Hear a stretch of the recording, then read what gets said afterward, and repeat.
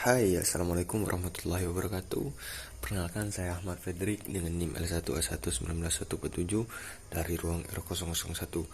Di sini saya akan mencoba untuk menjelaskan tentang interaksi antar spesies, fasilitasi, dan kompetisi agroforestry. Langsung saja ke pembahasannya. Pada umumnya, interaksi atau hubungan antar spesies terdiri dari beberapa macam-macam atau jenis-jenis tipe-tipe interaksi antar spesies. Di mana kita tahu ialah bahwa pada tiap-tiap organisme itu tidak dapat hidup sendiri, dikarenakan pada tiap organisme tersebut membutuhkan bantuan dari orang lain. Organisme berkelompok di dalam menempati sebuah ruang tertentu yang saling berinteraksi atau berhubungan, baik itu yang sifat positif, negatif, netral, atau juga kombinasi. Pada tiap-tiap interaksi atau hubungan yang terjadi itu akan memberikan manfaat yang berdampak bagi tiap spesies yang saling berinteraksi atau berhubungan anggota populasi, yang akan dapat mempengaruhi kehidupan serta juga kecepatan pertumbuhan populasi. Pada sistem pertanian monokultur, jarak tanam yang terlalu dekat akan mengakibatkan kompetisi dan air dan hara. Bila jarak tanamannya diperlebar, maka besarnya tingkat kompetisi tersebut semakin berkurang. Dalam praktik di lapangan, petani mengelola tanamannya dengan melakukan pengaturan pola tanam. Kemudian pada sistem campuran berbagai jenis tanaman atau mixed cropping, pohon dengan tanaman semusim atau hanya pepohonan saja, maka setiap jenis tanaman dapat mengubah lingkungannya dengan caranya sendiri. Sebagai contoh, jenis tanaman yang bercabang banyak yang menaungi tanaman yang lain. Beberapa tanaman yang jarak tidak terlalu dekat akan memperoleh keuntungan. Prosesnya sering disebut dengan fasciculation. Contohnya, pohon dadap yang tinggi dan lebar selebarnya kanopinya memberikan naungan yang menguntungkan bagi tanaman kopi. Contoh lain seperti jenis.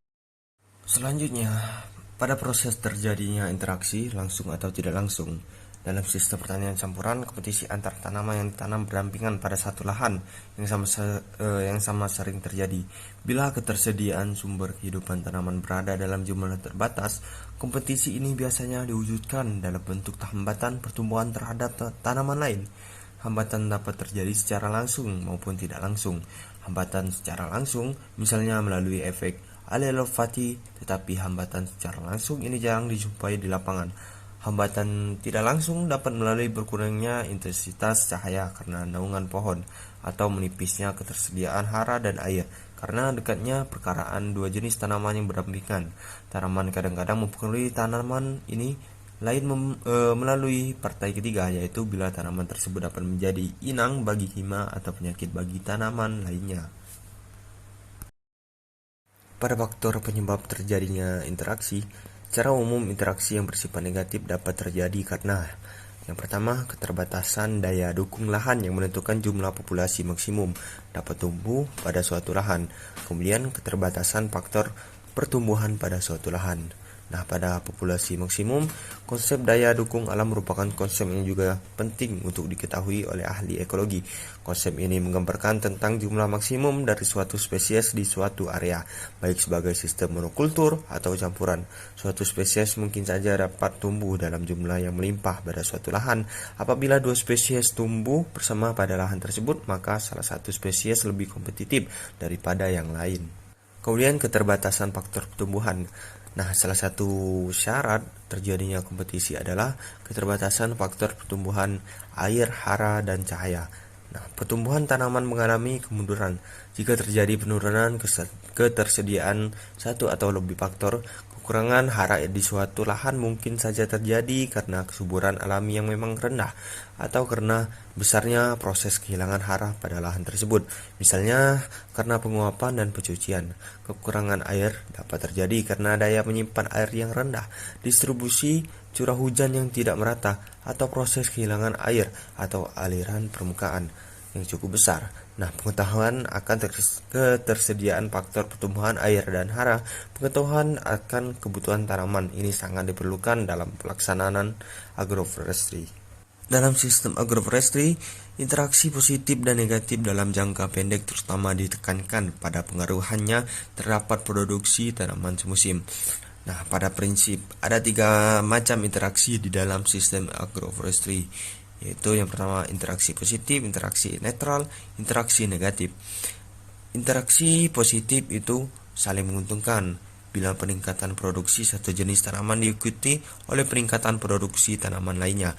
Kemudian pada interaksi netral, bila kedua tanaman tidak saling mempengaruhi, peningkatan produksi tanaman semusim tidak mempengaruhi produksi pohon, atau peningkatan produksi pohon tidak mempengaruhi produksi tanaman semusim.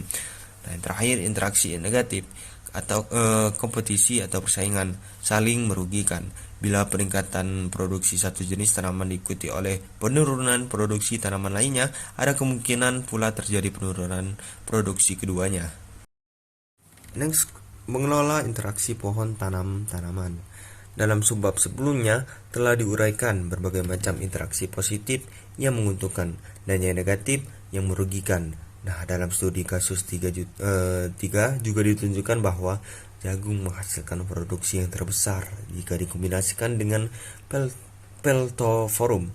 Nah, dikarenakan pengaruh positifnya yang lebih besar dibandingkan dengan pengaruh negatifnya, kenyataannya di lapangan menunjukkan bahwa suksesnya sistem agroforestry bukan hanya terletak pada pemilihan jenis pohon yang menguntungkan.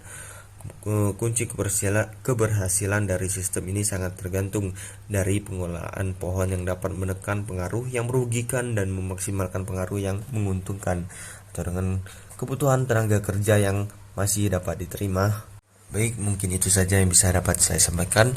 Apabila ada kata-kata yang salah, mohon dimaaf. Wassalamualaikum warahmatullahi wabarakatuh.